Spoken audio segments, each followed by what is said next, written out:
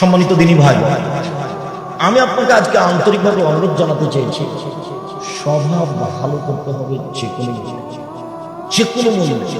মুখখান ভালো রাখবেন, মুখ বড় বিপদ, আপনাকে টেনে করে ছেঁচড়ে জাহান্নামে নিয়ে যাবে। তাহলে রাসূল বলেন মুখখান বন্ধ রাখতে। দুই, জরুরি প্রয়োজন ছাড়া বাড়ি ত্যাগ করবেন না, বাইরে যাবেন না।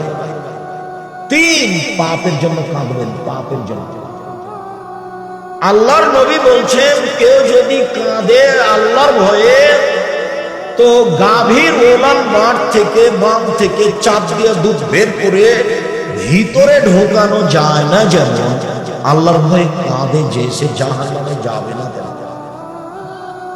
আমি না বুঝাতে পারলে আবার বলি, গাভীর বাম মাঠ বুঝেন না, চাপ দিয়ে দুধ বের করে না, মানে আল্লাহ রাসূল বলছেন যে চাপ দিয়ে দুধ বের করে ভিতরে ঢোকানো যেমন অসম্ভব, এইটা যেমন অসম্ভব, আল্লাহর ভয়ে কাঁদে যে তার জাহান্নামে যাওয়ার তেমনি।